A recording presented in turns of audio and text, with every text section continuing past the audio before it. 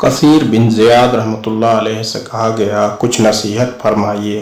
بولے، دنیا بیچ کر آخرت لے لو، دونوں ملیں گی۔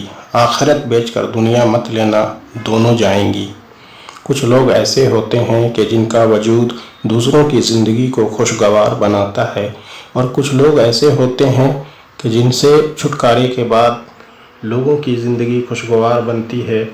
تو ذرا سوچئے کہ آپ کا شمار کس قسم کے لوگوں میں ہے۔ عبادتوں کے انبار لگے ہوں، لیکن کسی کو مشکل میں دیکھ کر دل میں احساس پیدا نہ ہو، اور کسی تنگ دست اور ضرورت مند کو دیکھ کر تجوری کی طرف ہاتھ نہ بڑھے، تو وہ عبادتیں نیکی کی روح سے بالکل خالی ہیں۔ ان منزلوں پر خوش ہو جاؤ جو اللہ نے تمہارے لیے چنی ہیں، پھر وہ تمہیں ان منزلوں تک خود ہی لے جائے گا جن تک تم پہنچنا چاہتے ہو۔ تمہارا یقین اور تمہاری دعائیں ہی تمہارا مقدر ہوتی ہیں۔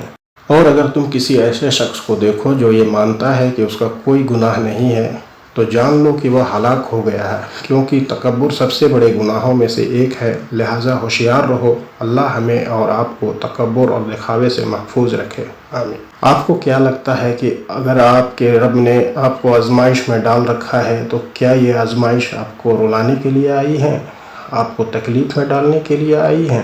نہیں، آزمائشیں آپ کا دامن بھرنے آتی ہیں، آپ کو وہ دینے آتی ہیں جو آپ بنا آزمائش کے اللہ سے نہیں لے پا رہے ہوتے، جو اللہ نے آپ کے لیے لکھا ہوتا ہے۔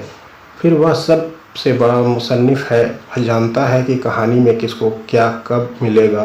اللہ بڑا کارساز ہے، اس لیے اللہ رب العزت پر یقین رکھیں۔